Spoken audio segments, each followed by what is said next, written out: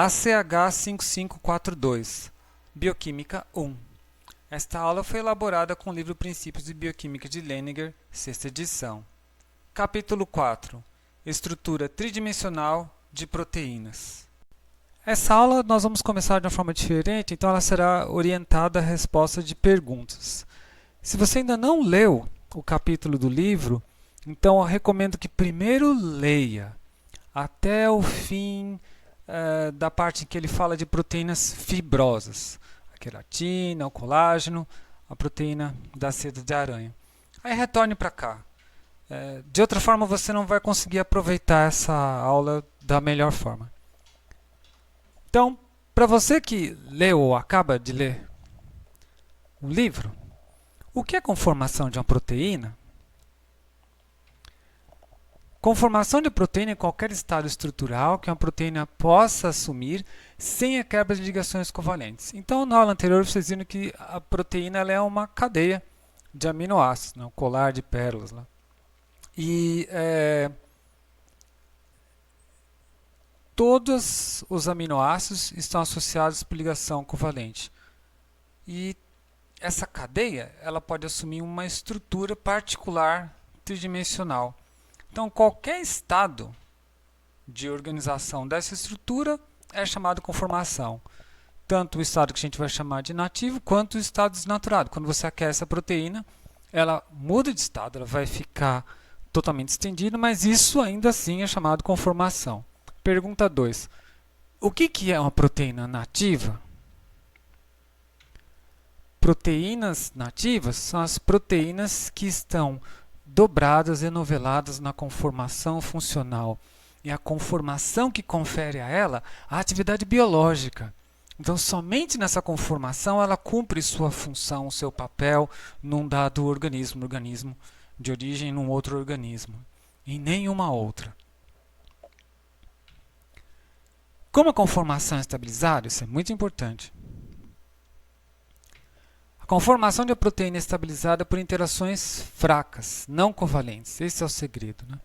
Então, essas interações podem ser van der Waals, ligações de hidrogênio, interação hidrofóbica, na verdade a exclusão de coisas hidrofóbicas pela a força hidrofóbica da água, né? Interações iônicas entre aminoácidos com carga e interações covalentes devido ao fato de a proteína pode estar no meio extracelular e lá os resíduos de cisteína tendem a formar pontes de disulfeto. Nós vamos ver que essas pontes também estão presentes nos fios de cabelo, né? Na estrutura da alfa-queratina. Ligações peptídicas têm caráter de ligação dupla, devido à ressonância dos elétrons. Vamos dar uma olhada na ligação peptídica de forma mais próxima aqui.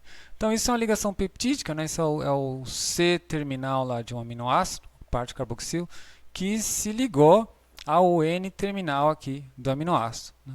Então, para cá vai ser o N terminal de proteína, aqui o C terminal de proteína. Esse é o carbono alfa. Lembra que o carbono alfa é o carbono onde está ligado à cadeia lateral R. Então tem um R aqui, tem um R aqui.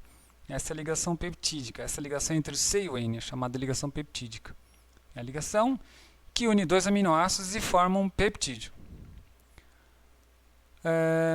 Esse nitrogênio aqui, então na última camada o nitrogênio ele tem que fazer, né, ele tem que ter 8 elétrons. Né? Então 2 aqui, 4 aqui, 6 aqui, 8. Então ele tem um par eletrônico livre. Esse oxigênio é fortemente eletronegativo. E o nitrogênio também, mas ele tem elétrons sobrando. Então o que acontece? Pelo fato do oxigênio ser muito eletronegativo, ele vai tentar sacar elétrons desse carbono e desenvolver uma carga parcial negativa aqui. E o nitrogênio, por sua vez, ele vai doar elétrons para cá para poder permitir que esse carbono ele tenha elétrons, uma vez que agora ele está deficiente, e ele consegue segurar essa carga positiva aí sem nenhum problema. A gente sabe disso, né? O íon amônio é uma evidência de que o nitrogênio faz isso. E isso daqui, esta forma e esta forma são chamadas formas de ressonância. O que é isso? É um equilíbrio. Eu estou indo para essa fase e indo para essa fase. Agora, isso pode chegar a um extremo. O extremo é quando essa carga aqui foi muito deslocada, ou seja, o oxigênio ele roubou mesmo um elétron para ele, ficou negativo, e esse nitrogênio fica positivo, e aqui forma-se uma ligação dupla. Esse par eletrônico está aqui agora. E coisas interessantes acontecem aqui, né? Então, agora que eu tenho essa ligação dupla, as ligações duplas são planares. Então, significa que isso daqui, ele vai determinar um plano. Todos esses átomos aqui, ó, esses átomos da ponta, o O-, o C-alfa, esse H, esse outro C-alfa, eles estarão num plano assim como a dupla, né? O plano da dupla. E ligações duplas não rodam. Imagina a situação, você tem duas bolas de isopor e fura elas com uma agulha de tricô. Se você pegar essas bolas, né, então a agulha de tricô, as bolas poderiam ser, por exemplo, o C e o N, né? Então você bola 1, bola 2, você furou aqui. Você consegue rodar as bolas, uma em relação à outra, certo? Mas se você fizer isso com duas agulhas, você tem dificuldade de rotacionar. Então a analogia é parecida. Então isso significa que ligação dupla não roda. E por isso eu tenho esses planos determinados aí. Ligação peptídica forma planos.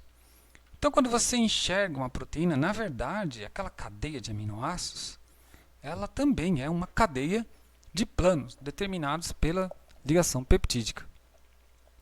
Bom, a impressão que dá, que como você tem informação de planos, é que isso não roda, né? Mas roda sim. Então isso daqui é a ligação peptídica que nós vimos, né? O N ligado com C aqui. E aqui é dupla, não roda. Isso daqui é um daqueles 4 átomos que formam o plano. E essa ligação aqui entre o nitrogênio e o carbono alfa é uma ligação simples. Ligação simples rotaciona. Então eu posso rotacionar isso daqui em relação a esse, nós vamos chamar de ângulo φ, que é o ângulo entre o nitrogênio e o carbono alfa. Essa ligação entre o carbono alfa e o carbono da carbonila do aminoácido subsequente também é simples e eu posso rodar, eu vou chamar isso daqui de ângulo ψ. Então, eu tenho dois ângulos φ e ψ e esses ângulos permitem com que eu rode os planos. Por que que isso é importante? Porque você tem que pensar nas consequências disso. Uma vez que eu posso rodar nesses ângulos, imagine que eu tenho cadeias laterais dessa natureza. Então, por exemplo, a fenilalanina ela é bem volumosa, né? A serina é pequena, mas aqui poderia ser um outro fenilalanina. Se posso rodar nessa ligação, isso à medida que roda, pode entrar em colisão com isso. O nome disso é colisão estérica, colisão espacial. Então, a presença de resíduos volumosos vai causar um impedimento estérico nos ângulos rotacionais possíveis. Então, eu vou limitar o φ e o ψ em função do tipo de resíduo que tenho ligado no carbono alfa. Então, isso é uma coisa importante aqui. Saber quais são esses ângulos vai poder, por exemplo, avaliar como está a estrutura. Então, isso já mostra para você que eu tenho aqui uma cadeia de planos que podem rotacionar nos ângulos φ e ψ e que o volume das cadeias laterais vai ser importante aqui, porque isso vai determinar organizações tridimensionais desta cadeia linear. Bom,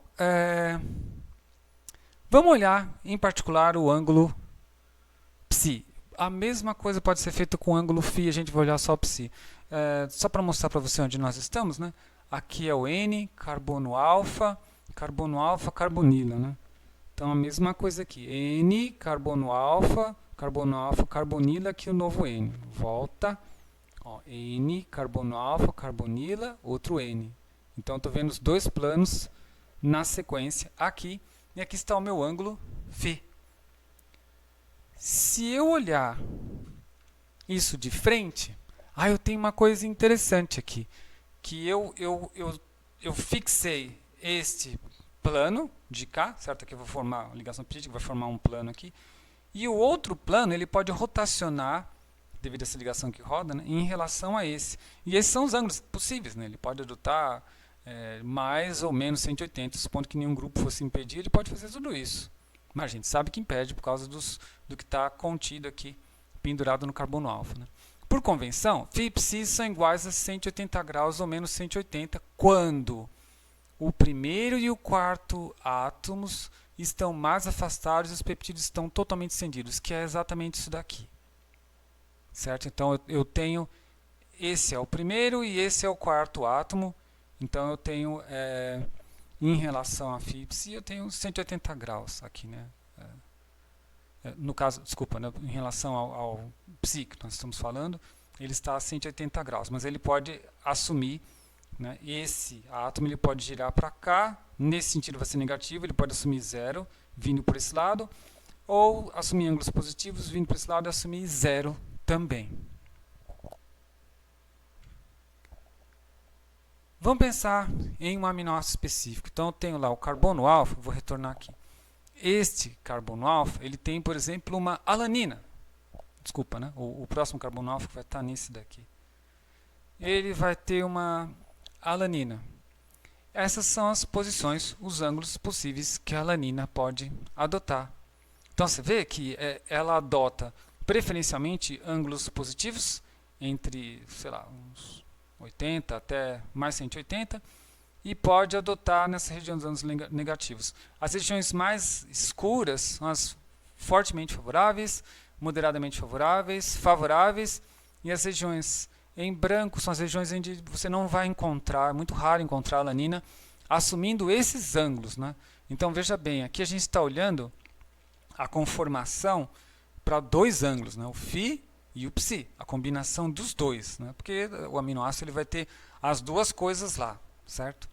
Então eu consigo determinar quais são os prováveis ângulos. O nome desse diagrama é diagrama de Ramachandran. Foi um indiano que estudou isso daí.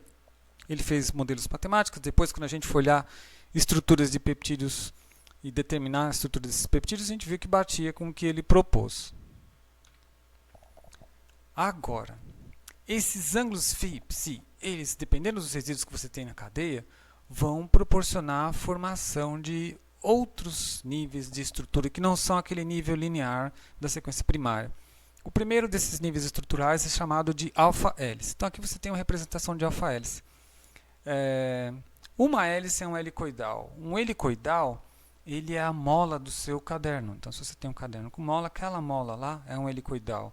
Né? Não pense que a hélice do helicóptero é uma hélice. Aquilo não é uma hélice. O helicoidal é exatamente isso aqui, é uma hélice. Né? Aquilo ali são pás giratórias, né? Embora seja chamado de hélice. O que se observa aqui de interessante? Né? Você tem uma volta completa, então saindo daqui eu dou uma volta completa e volto aqui, a cada 3,6 resíduos eu tenho essa volta completa. Então daqui deu a volta, voltou para cá, 3,6 resíduos de aminoácido para subir. E quanto eu subi um passo de 5,4 angstroms. Quando a gente falar de DNA, vamos falar a mesma coisa, né? De quantas bases eu tenho que dar, tenho que ter na cadeia para completar uma volta e qual que é o passo de subida de cada volta. Como é que essa alfa-hélice se mantém estável? Bom, essa alfa-hélice ela se mantém estável por interações fracas, interações de hidrogênio.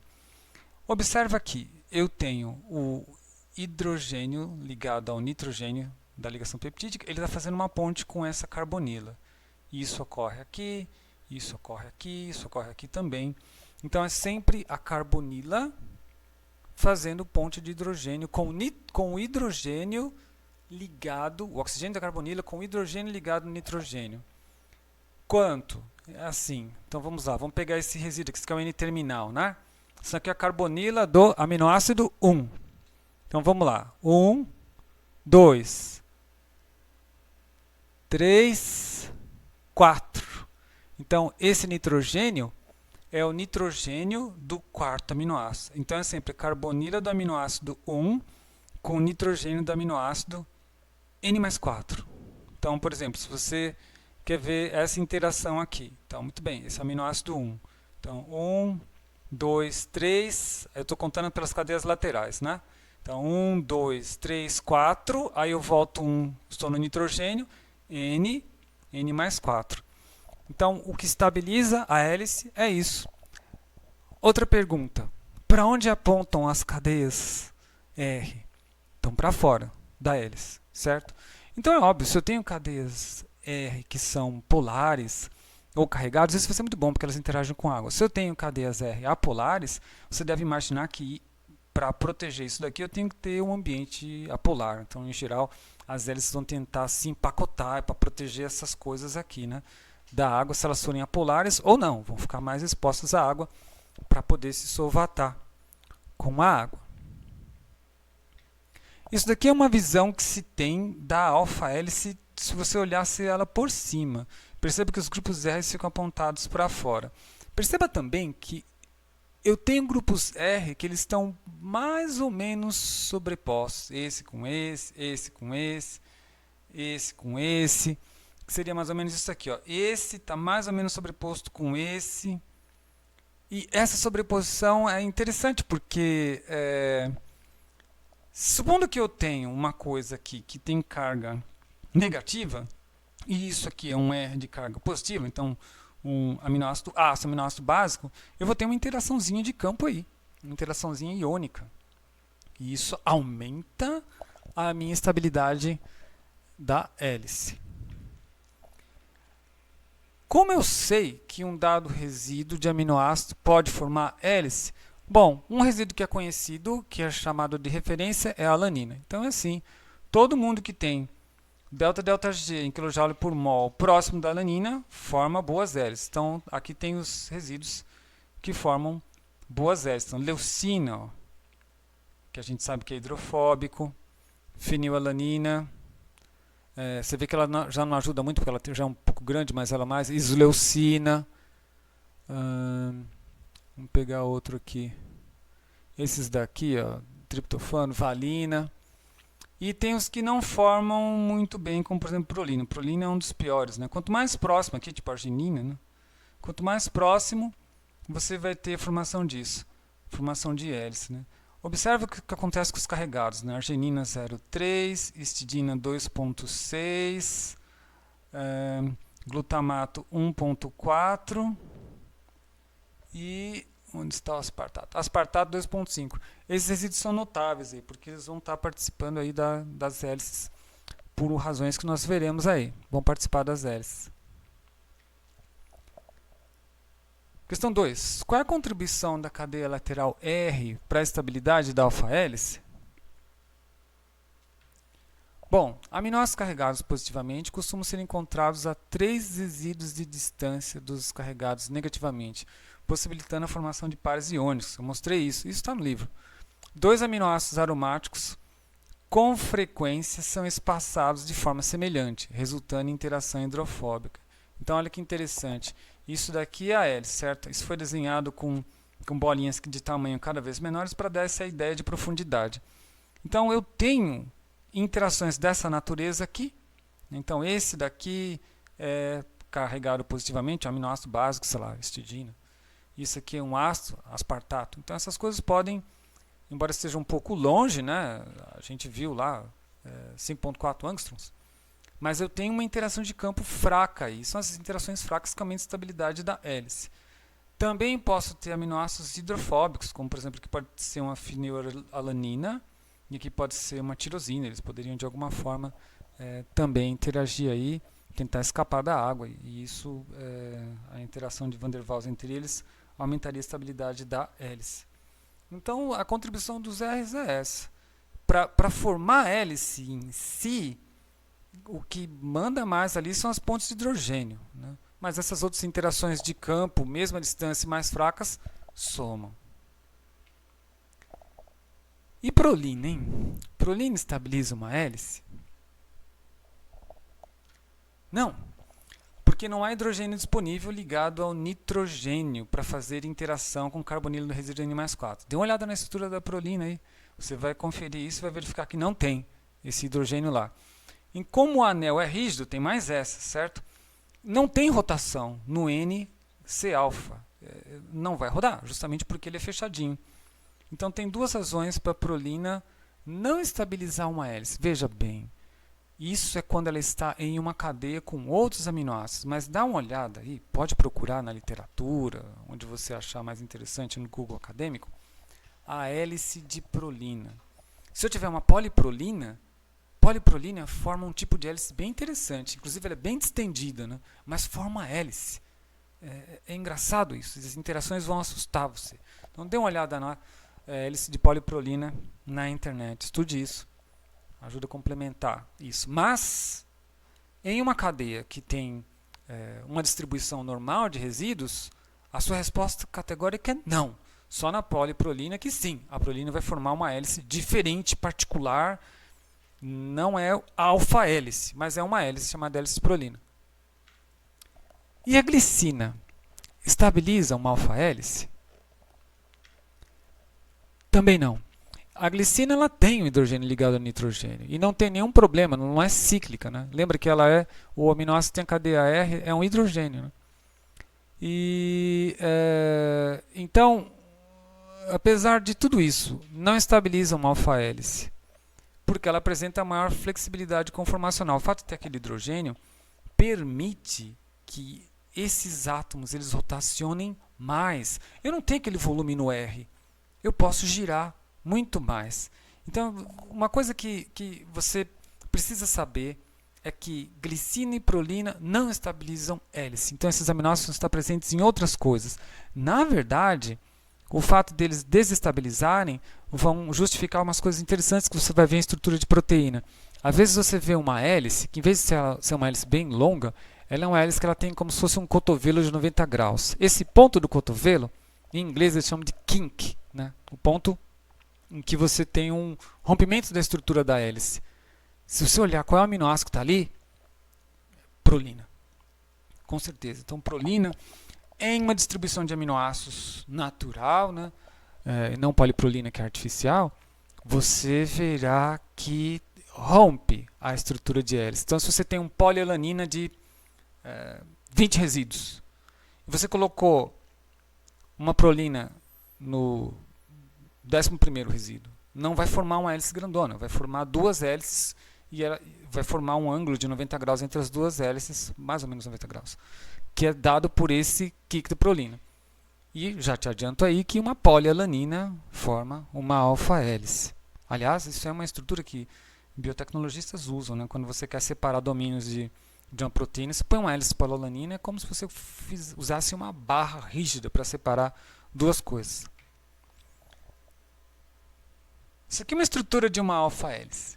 Então a gente viu que a alfa-hélice ela vai formar uma série de interações de hidrogênio. Ora, as interações de hidrogênio elas ocorrem porque há o dipolo que permite a formação das interações de hidrogênio, certo? Então, se você for olhar, a orientação dos dipolos é sempre a mesma.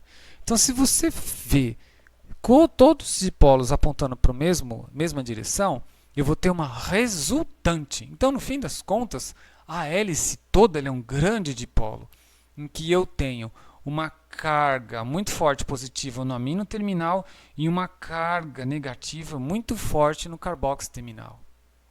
Por que aminoácidos carregados positivamente costumam ser encontrados próximos ao amino terminal de uma alfa-hélice? Bom, porque dessa forma ocorrem interações estabilizantes com a carga positiva do dipolo. Então, aminoácido carregado negativamente, isso aqui é positivo, estabiliza, mas gosta de menos. Então, você vai ver, nas hélices, eu sempre vou ter no amino terminal, que é a parte positiva, aminoácidos ácidos. E no C terminal, que é a parte negativa, mais aminoácidos básicos. Pode ver. Então, se você tem acesso a um programa chamado PyMol, aí você pode verificar isso nas hélices de estruturas que você tem interesse. Bom, então vamos fazer um levantamento, aí, agrupar o que se aprendeu em termos de conhecimento relacionado à estabilização da alfa-hélice. São 5 tipos de restrições que determinam uma hélice. 1. Tendência intrínseca do resíduo aminoácido formar uma hélice. Isso está naquela tabelinha lá, que a alanina, no caso, seria o 0 e tem outros resíduos lá. A prolina é um dos piores, né? As interações entre os grupos R. que estão sobrepostos, né? Embora eles estejam a 5,4 angstrom, às vezes até um pouco mais, mas essa interação de campo fraca, muitas vão ajudar, né? O volume dos grupos R adjacentes. Bom, às vezes você não tem grupos muito volumosos, então você vai acabar dando uma constrição na hélice, ela dá uma fechadinha maior. Isso faz com que ela consiga fazer melhores pontes de hidrogênio, né? A ocorrência de resíduos de prolina e glicina. Isso aí são os resíduos que interferem nisso, na formação, quebram a estrutura da hélice.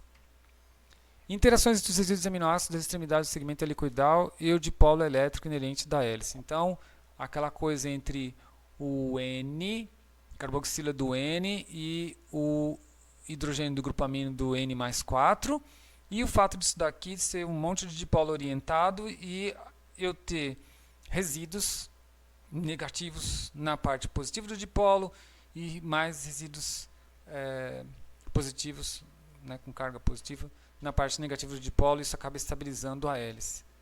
Se você em algum momento estiver construindo uma nova enzima, uma nova molécula e você lida com alfa-hélices, você tem que respeitar isso, porque você sabe que uma alteração dessa natureza vai levar à perda funcional. Então, isso tem que estar disponível para quem faz mutantes, né?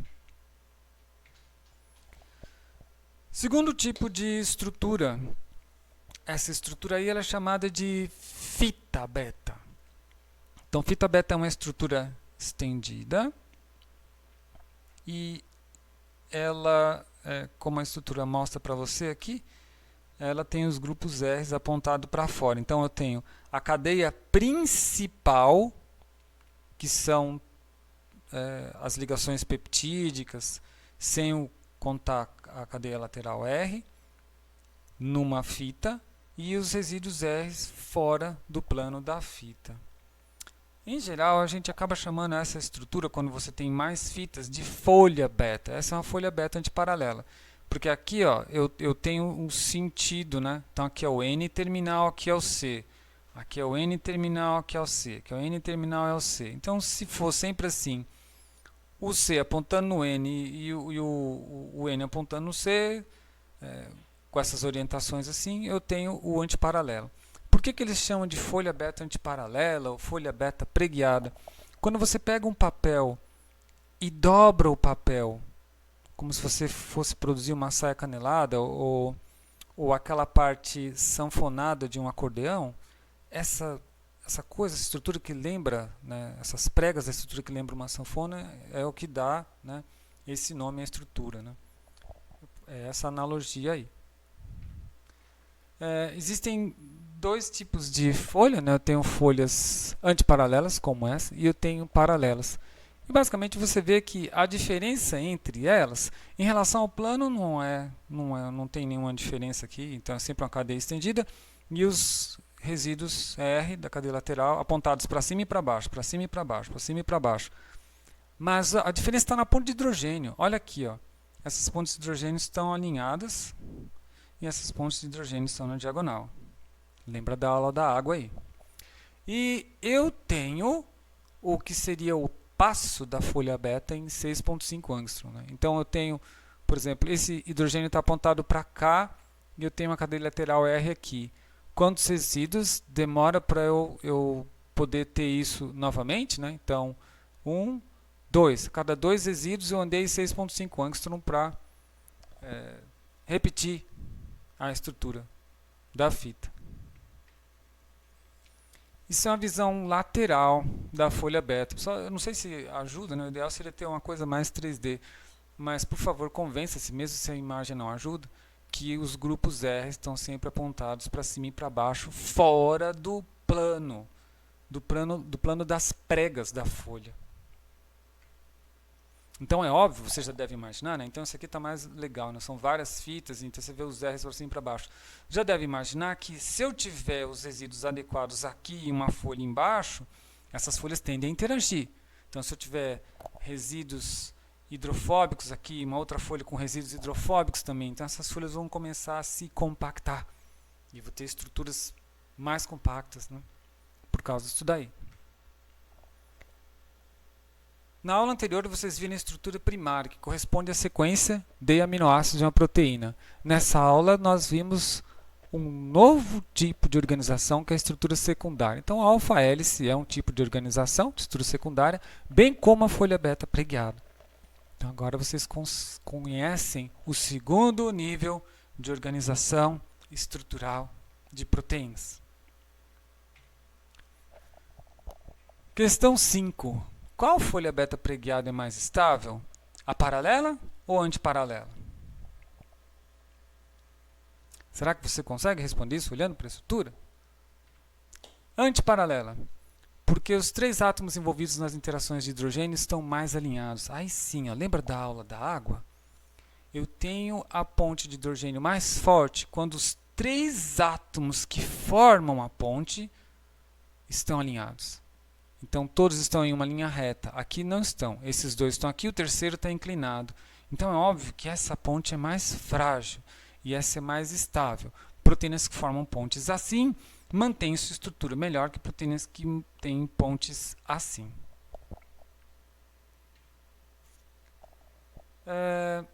Mas, retornando uma imagem aqui, ok, eu sei que a proteína ela é uma cadeia, certo?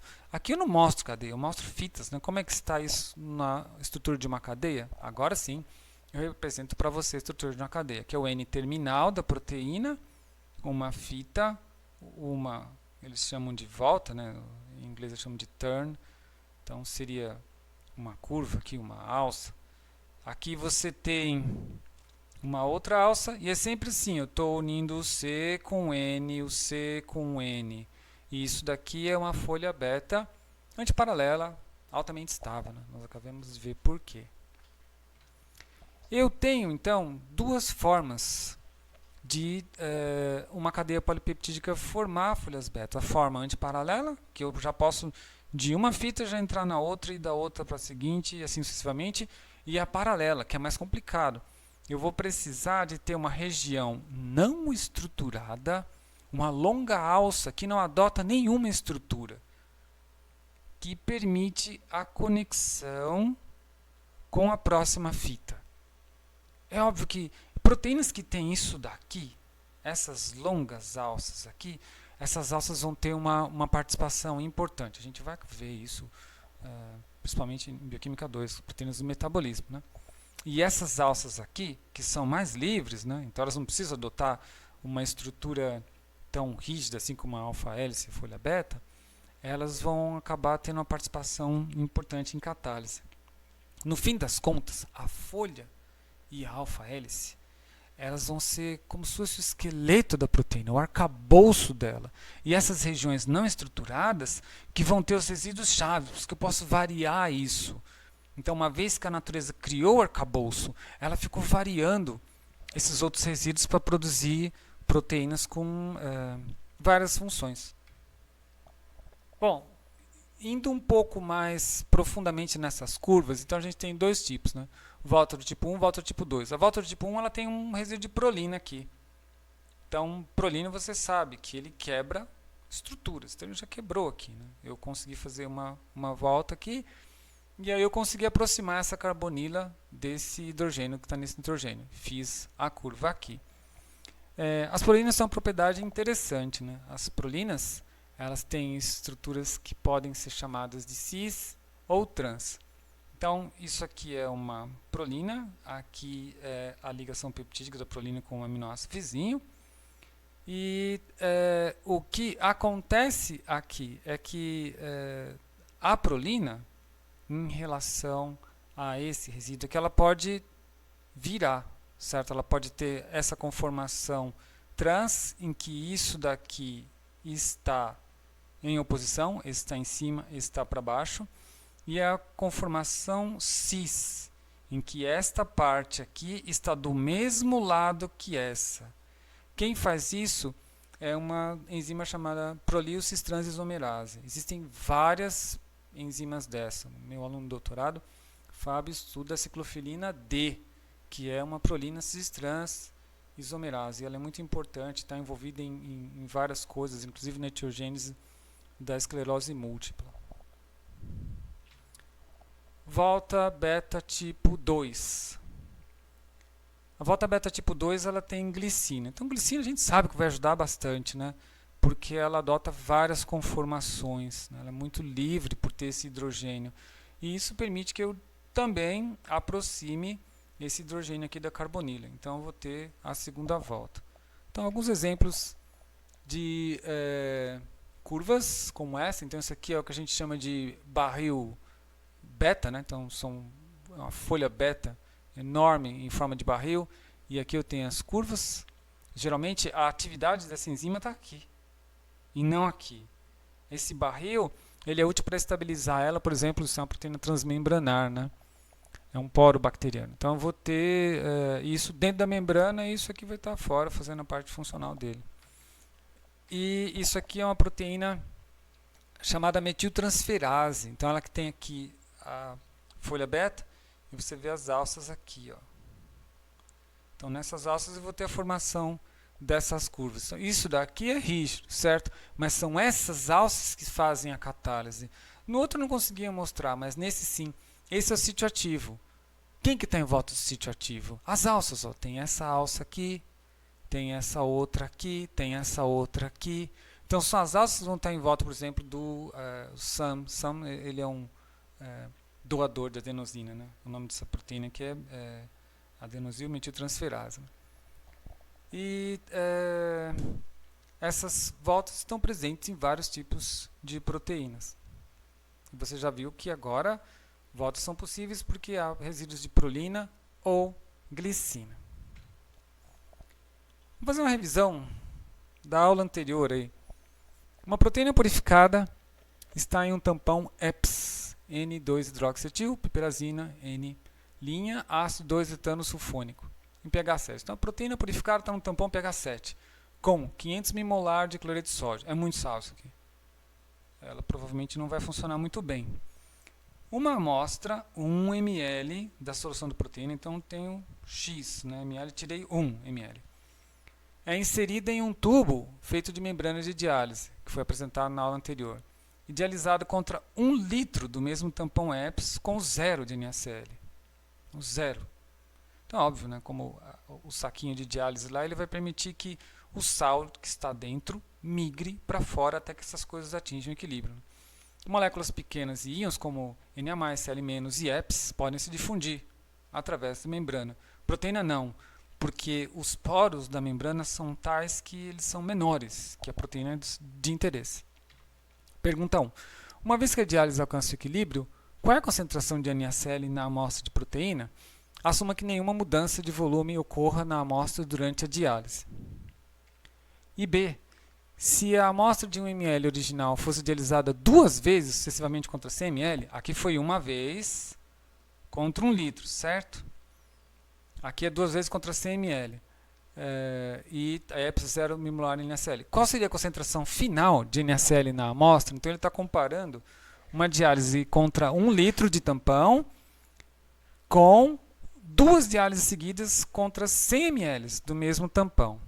Então vamos lá. Resolvendo a primeira parte. Uma vez que a diálise alcança o equilíbrio, qual é a concentração de NaCl na amostra de proteína? Assuma que nenhuma mudança de volume ocorra na amostra durante a diálise. Então, isso daqui é o meu balde lá com o tampão e isso aqui é o meu saco de diálise. No equilíbrio, eu teria essas concentrações aí de NaCl, X e Y. No equilíbrio, X igual a Y. Pronto. Concentração eu posso, né, expressar dessa forma. Molaridade igual ao número de mols sobre volume. Então, a molaridade de um igual a molaridade do outro. Número de mols 1, V1, igual ao número de mols 2, V2. Aí é só substituir.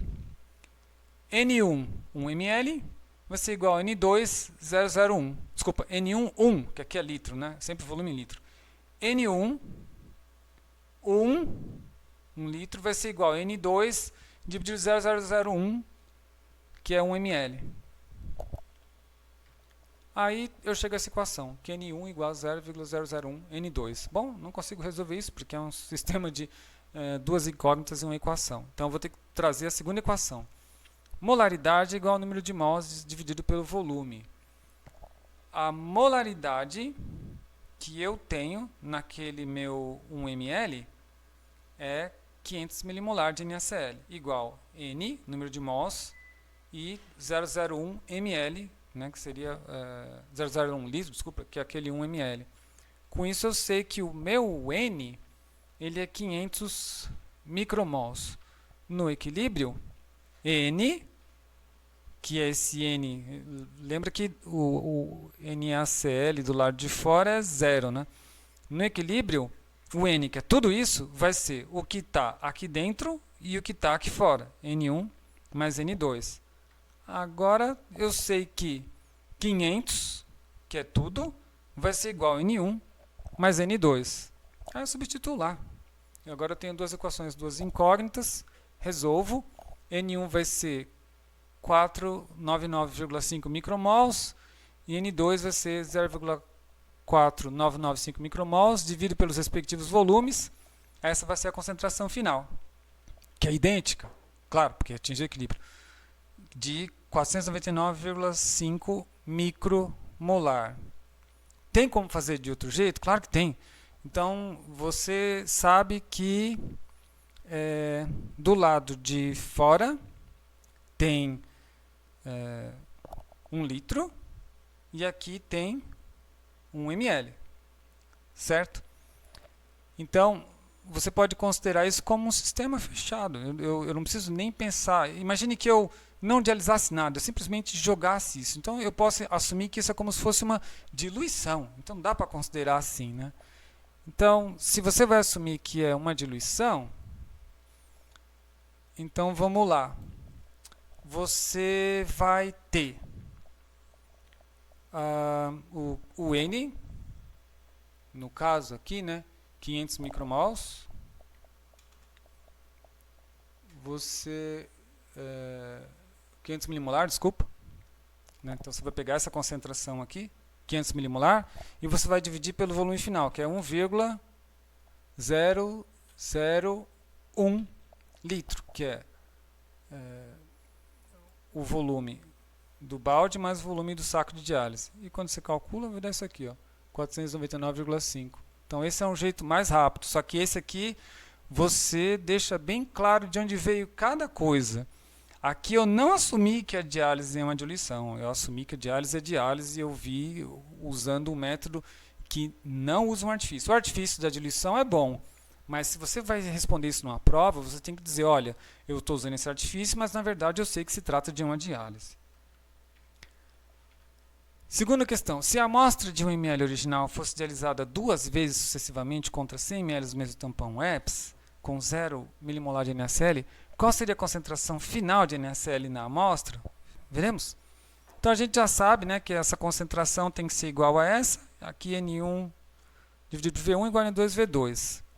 Agora, o meu N1, que é esse volume aqui, é 100 ml, certo? E aqui o N2, que é esse volume aqui, ele é 001. Aí eu tenho agora essa nova relação. E isso é que a gente já tinha calculado anteriormente. Pega isso com isso, faz um sistema de equação de duas incógnitas, você obtém esse número de mols, divide pelo volume, vai ter aí 4,95 milimolar. Então, ainda está alto. Mas lembra que o outro lá, com 1 litro, eu já tinha chegado a 500 micromolar. Vamos fazer a segunda diluição. Se você pega esse valor aqui, agora, esse vai ser o valor do x, e o y volta a ser 0, que é você colocar esse saquinho de diálise, que agora está a 4,95, em um novo becker, sem nenhum sal, e fizer a conta de novo, após a segunda diálise você vai ver que tem 50 micromolar. Então o que isso mostra para você? Que dialisar 2 vezes contra o volume menor acabou sendo melhor em termos de redução da concentração. Eu tinha 500 micromolar, agora eu tenho 50. É óbvio que se você quiser se livrar bastante, você vai para coisas mais extremas, né? 2 diálises em volumes de 1 litro. Depende da sua necessidade. Aí a necessidade que vai dizer o que você vai fazer. Mas isso já mostra que você não precisa de grandes quantidades de tampão para dialisar. Basta fazer isso mais de uma vez. A pergunta mais difícil é responder quanto tempo que eu tenho que esperar para dar esse equilíbrio, né? Então isso aí você tem que olhar em livros especializados. Voltando, então nós vimos aí que as proteínas elas adotam estruturas, então pode, por exemplo, adotar uma estrutura em alfa-hélice. Aqui tem uma alfa-hélice que foi rompida por alguns resíduos aqui, de sequência aleatória. Provavelmente aqui ou aqui deve ter alguma prolina que ajudou, uma glicina que prejudicou isso de não ser uma hélice única.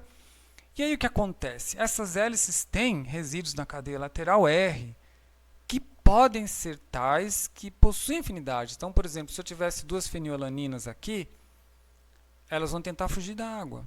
E elas, por interação de Van der Waals, dada a força hidrofóbica da água, interagem. Então, aproximei as hélices. Eu posso também ter aqui, por exemplo, resíduos polares, né? Eu posso ter uma amida aqui e uma OH aqui. Esse OH pode ser serina, trionina, tirosina. E isso daqui pode ser asparagina, pode ser glutamina. E eles formam interação polar. Ou posso ter interação de carga iônica, né? Um aspartato com uma lisina, por exemplo. E eu aproximo essas hélices assim. Você vê que eu não preciso ter o mesmo tipo de interação, pode ter interações diferentes, mas elas permitem aproximar as hélices e tornar a proteína mais compacta. Do lado de fora, que é o lado que vai ficar exposto ao solvente, eu não posso ter resíduos hidrofóbicos, certo? Então eu vou ter resíduos que interagem com a água, que se solvatam, como por exemplo uma lisina aqui vai interagir com a parte negativa do dipolo da água, assim como um glutamato vai interagir aqui com a parte positiva do dipolo da água. Várias coisas ainda dá para você tirar daqui. Então, por exemplo, uma que você consegue sacar é que esses resíduos hidrofóbicos eles vão tentar ficar escondidos lá no miolo da proteína. E do lado de fora ficarão os mais hidrofílicos, né? Então, esses resíduos hidrofílicos são aqueles que vão interagir com o tampão, com as condições do meio. Aquelas condições que eram necessárias para fazer os processos cromatográficos explicados na aula anterior. E pelo fato da proteína se dobrar utilizando essas mesmas interações fracas que a gente discute já há algumas aulas, ela forma uma estrutura, no caso aqui uma estrutura que a gente chama globular, e esse nível de organização é chamada estrutura terciária. Então, a estrutura primária, sequência de aminoácidos. Estrutura secundária, alfa-hélice, folha beta. Estrutura terciária, são essas estruturas secundárias se novelando umas sobre as outras através de interações fracas.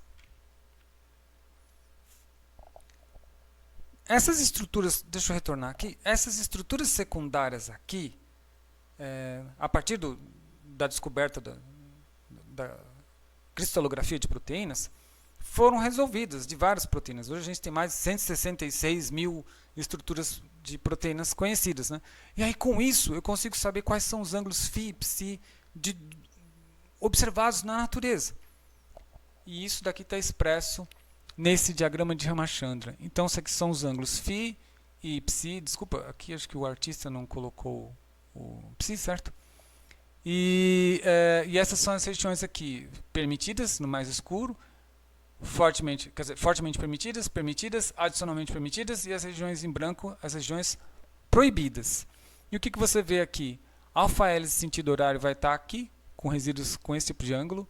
Hélice sentido anti-horário estarão aqui. Nessa região aqui mais escura, eu vou ter, por exemplo, a hélice tripla do colágeno, que veremos depois. As folhas betas antiparalelas, folhas betas paralelas. E nesse anel, nesse percurso em anel aqui, eu tenho as folhas betas torcidas para a direita. São outro tipo de estrutura que vocês veem lá. Aquele barril beta é uma folha beta torcida, por exemplo. Então eu consigo agora saber onde é o lugar esperado de um dado resíduo. É muito importante isso, porque se você resolveu a estrutura de uma nova proteína, eu posso comparar os ângulos que os resíduos dela adotam com os ângulos das proteínas que já estão depositadas na base de dados e ver se minha proteína, se a estrutura que eu resolvi está correta ou não. Então vamos ver, aí está o cristal de uma proteína chamada piruvato sinase. Esse é o diagrama de Ramachandran, cada ponto corresponde a um aminoácido piruvato sinase. tire suas conclusões. Então você vê que muitos resíduos estão aqui, adotando esse ângulo. Muitos resíduos estão aqui. A maioria dos resíduos estão nas regiões azul escuro, azul médio, azul claro. Poucos resíduos estão nas regiões proibidas. Quem são esses que estão no proibido? O que você acha? Glicina. Então é óbvio, glicina pode adotar qualquer estrutura, então para ela tanto faz, ela não vai se preocupar com essa regra. Ela adota o ângulo que é satisfatório para fazer uma curva, para fazer qualquer coisa na proteína, né? Então as glicinas vão dar assim, é esperado isso. Então isso é uma estrutura resolvida, confiável, e as glicinas fazem assim. Mas os outros resíduos não são glicina, então eles acabam adotando essas regiões aqui. Raramente você vê um resíduo que não é glicina nessa região. E se isso ocorre, é uma certa penalidade, né, para a estrutura. Bom, essa piruvaticinase é uma enzima do metabolismo que estudaremos em Bioquímica 2. Observa que ela é um homotetrâmero. Ó. Tem uma cadeia aqui, em amarelo, uma verde, uma em ciano e uma em violeta. Então, eu tenho 4 proteínas associadas aí.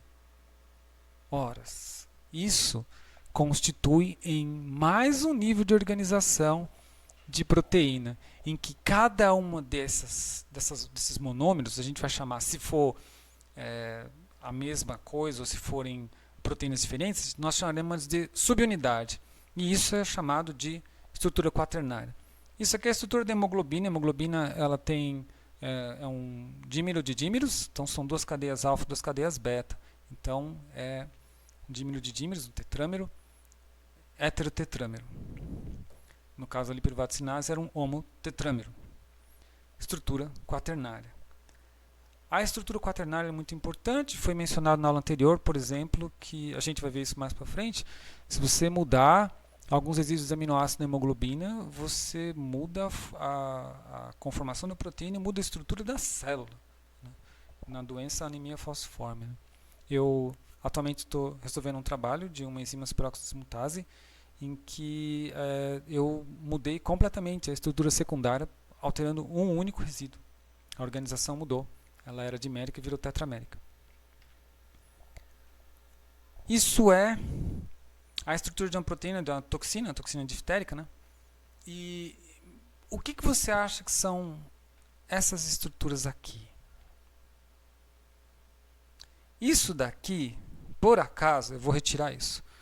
Isso daqui, por acaso, é uma proteína trimérica, então eu posso dizer que isso é uma estrutura quaternária? Não, né? Você vê que isso daqui está ligado aqui. E aí, embora o artista não mostre, mas essa cadeia está ligada aqui. Então é uma cadeia única. Uma cadeia única de proteína. Então o que são essas porções? Essas porções são unidades que funcionam praticamente independentes. Então cada uma vai ter uma propriedade independente, uma função exclusiva lá. São chamados de domínios de uma proteína. Então eu posso pegar esse domínio e colocar na outra proteína, ou colocar o domínio de outra proteína aqui. E eles são intercambiáveis, né? Então isso é utilizado em tecnologias muito importantes, por exemplo, para analisar interação de proteína com proteína. Eu posso fazer esse tipo de brincadeira para gerar proteínas novas. Eu posso combinar o domínio de uma com a proteína com o domínio de uma outra e ver se, por exemplo, eu altero uma constante de catálise enzimática. Então esse é um outro conceito importante, domínio. Quando eu falo de domínio, eu falo de uma única proteína. Quando eu falo de uma estrutura quaternária, é subunidade. Agora sim, o livro ele vai falar de proteínas fibrosas. Então um exemplo que ele vai dar aí, o primeiro é a queratina. Então essa é a queratina, então que você está vendo aqui a alfa-hélice da queratina do cabelo, que é produzido no seu folículo capilar. São proteínas que são produzidas dentro das células do folículo capilar. Depois dê uma olhada aí no Google Imagens, como que são isso, como que é a organização dessas células, né? Ele vai dar uma mostradinha aqui no Leninger, talvez ajude. A queratina, as hélices, elas vão formar cadeias, essas cadeias espiralam aqui, né? Então elas vão se enrolar aqui, vão ter as interações adequadas, e essa extremidade aqui ela é fortemente hidrofóbica. Por isso que esse tipo de filamento aqui eu começo a associar as cabeças com as pontas e formar protofilamentos. Então começa a fazer coisas mais rígidas, né? Isso daqui vai começar a interagir com isso daqui. Aqui eu já tenho 30 angstrom. E depois eu posso ter a formação de coisas mais complexas, que é a protofibra, até você ter o cabelo, que é o que você vê na escala macro. Essas proteínas todas aqui, elas têm uma forte coesão na estrutura terciária, dada não só pelas interações fracas, mas também por interações covalentes, que são as pontes de sulfeto. Isso aqui é um exemplo da queratina do cabelo. A imagem não está tão boa, mas aqui você vê que cada circunferência dessa é uma célula. Dentro da célula eu tenho isso. Eu vou ter lá a alfa-hélice, as cadeias. Né? O cabelo é de uma classe de proteínas chamada filamento intermediário. Esses protofilamentos, essas protofibras e o conjunto de várias células com essas proteínas é o fio de cabelo. Então você deve imaginar também que a interação entre uma célula e outra também deve ser muito forte para poder dar essa coesão que você tem no fio, né? Imagina, isso daqui é uma estrutura que o ciclo de vida de um fio de cabelo é 6 anos. Então essa é uma estrutura que dura pelo menos 6 anos, dura mais, né? Esse é o aminoácido cisteína. Os aminoácidos dessa natureza aqui, que tem tiol, no caso só a cisteína aqui, eles podem formar ponte de sulfeto. O que é isso? Eu retiro hidrogênio e elétron e eu ligo esses dois enxofres aqui, formando cistina. Isso é uma reação de oxidação. A reação oposta é a reação de redução, em que eu dou elétron e hidrogênio e eu separo isso daqui. Uma coisa que eu sempre falo para os estudantes de biotech é que quando você vem para a aula, você tem que sempre olhar para as coisas que você estuda da seguinte maneira: o que esse cara está explicando que eu posso utilizar para desenhar alguma coisa, um produto para a sociedade, alguma coisa que dê dinheiro, alguma coisa que dê alguma contribuição, né, para a sociedade, né? E eu acho que às vezes você olha para uma reação dessa e você nem imagina o que isso pode de fato contribuir, mas essa reação dá muito dinheiro. Observe isso daqui. Isso aqui é a estrutura das proteínas alfa-queratina na fibra do cabelo. Então isso é uma daquelas fibras lá, uma daquele par de cadeias, lembra? Do filamento intermediário que vai dar aquela cabeça polar aqui. E você vê que elas estão ligadas por várias pontes de sulfeto. Ora, se eu fizer uma redução, né, então eu vou agora retirar, eu vou adicionar hidrogênio aqui. Eu abro essas ligações duplas aqui. Como que é feito isso? É feito com tioglicolato de amônia. Eu estou falando do que acontece no salão de beleza, quando a pessoa faz a permanente de cabelo.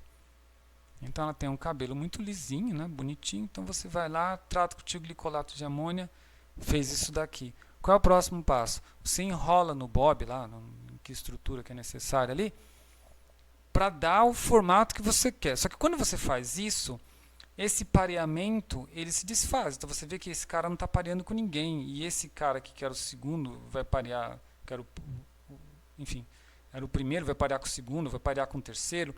Você vai ter cisteínas, inclusive, indo para fora, para o lado de fora da estrutura. Vou ter pareamentos que não são os pareamentos normais. Se você mantém assim e faz uma oxidação, você torna permanente essa estrutura que você modulou. Então isso é feito utilizando-se um neutralizador à base de peróxido de hidrogênio. E aí o cabelo fica enrolado. Então, percebe?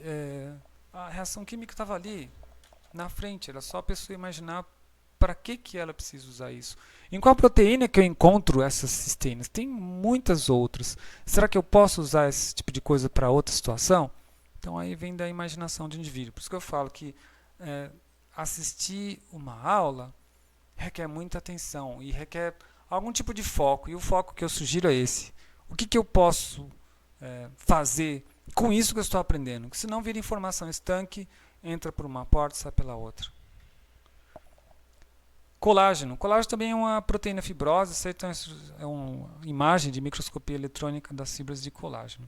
Então, as fibras de colágeno elas constituem uma hélice tripla. Então são 3 cadeias entrelaçadas aqui e que você tem pontes, né, que vão conectar essas fibras. Então, colágeno está presente em tudo, né? Está em músculo, tendão, está em tendão, cartilagem, não está no músculo.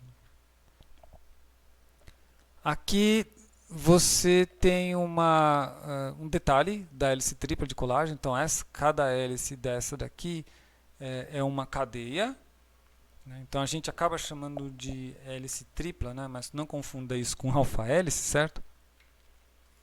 E nessa região aqui ela é muito rica nesses resíduos, glicina, prolina, 4-hidroxiprolina. Tem uma razão para isso daí, tem uma razão para a participação da vitamina C nisso, então por favor, leia o quadro respectivo aí no Leninger.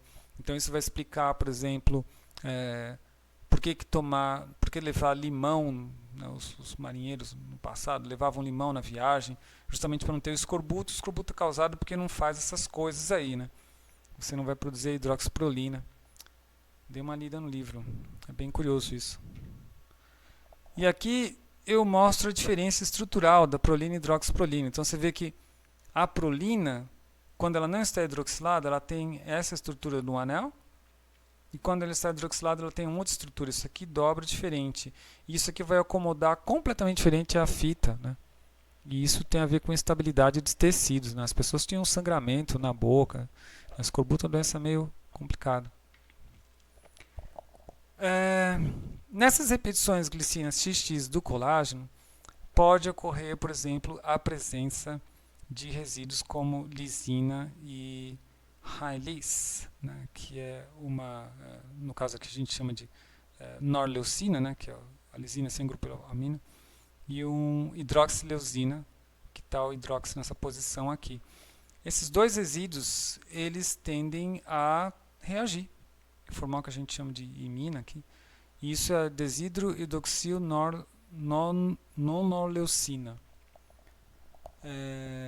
E essas ligações cruzadas vão tornando o colágeno cada vez mais rígido, e isso tem a ver com o envelhecimento. Quanto mais envelhece, as pessoas mais formam dessas ligações cruzadas. Aí a gente não entende muito bem como que essas coisas progridem, né? Se tornam mais frequentes. Se você quer entender a importância disso, você tem que ver duas coisas. Existia um compositor italiano, Niccolo Paganini, né?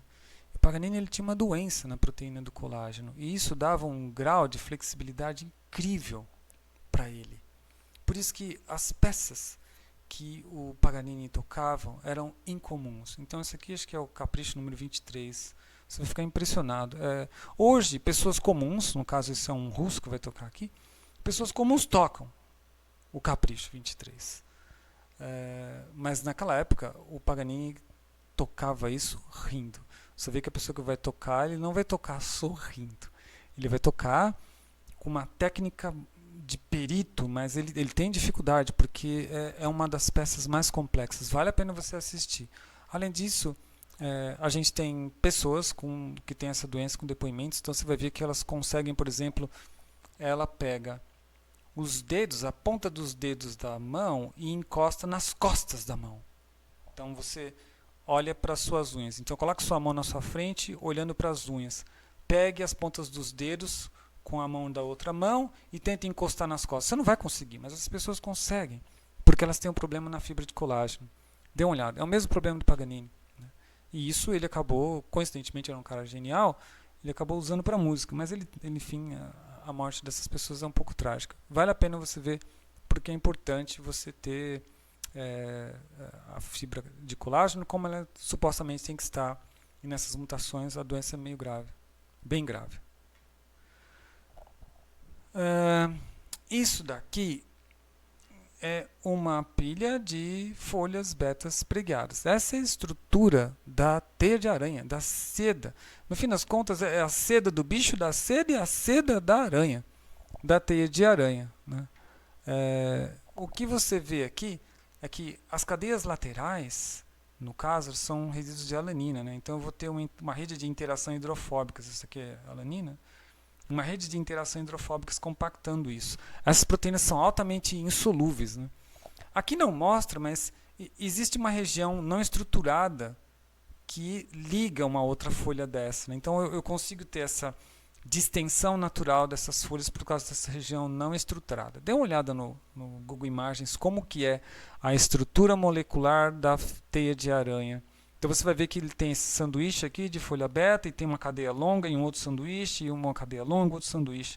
Por isso que ela dá uma esticada. Mas ela não estende muito, porque acho que ela é uma das proteínas mais estendidas porque ela é feita de estrutura beta. Mas tem uma região mais compacta, que você vai chamar de uma região mais cristalina, né? E isso é insolúvel. Em algumas doenças, como por exemplo doença de Alzheimer e Parkinson, tem formação de estruturas assim, né, que são proteínas insolúveis. E isso vai causar resposta inflamatória. Então isso aqui é espinareto, né, são as extrusoras por onde o inseto ele produz a teia. Né. Questão 7. Define estrutura primária, secundária, terciária e quaternária de proteínas. Mencione tipos de estrutura secundária. Então vamos ver se você consegue lembrar aí. Então, estrutura primária, sequência de aminoácidos são mais simples. Secundária, arranjo espacial de segmentos de proteína estabilizado por pontes de hidrogênio e exclusivamente pontes de hidrogênio, certo? Em seu núcleo, em seu cerne. Então, e essas pontes entre o grupo carbonila e o grupo amino. No caso da hélice, né? O N com o N mais 4.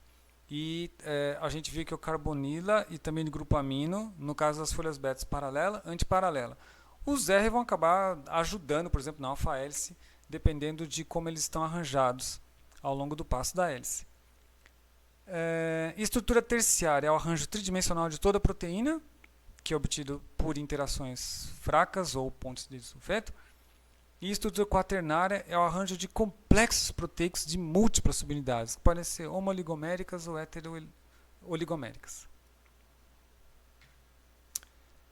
E agora, se você comparar as forças que mantêm a estrutura secundária e terciária das proteínas, como é que seria essa comparação? São forças diferentes? São forças iguais? A estrutura secundária é estabilizada pela formação de interações de hidrogênio entre os grupos carbonilo e amino das ligações peptídicas, sem considerar cadeias laterais R. Enquanto a estrutura terciária é estabilizada pelas interações fracas entre os grupos das cadeias laterais R. Majoritariamente, né? A gente sabe que o R também ajuda na alfa-hélice, mas aqui, majoritariamente é ponte de hidrogênio e aqui é majoritariamente interação entre os R para formar a terciária. Né? E isso envolve interação de sulfeto, de hidrogênio, ponte de sulfeto, interação hidrofóbica, força de Van der Waals, interação iônica. Concluo aqui a aula de estrutura tridimensional de proteínas, parte 1.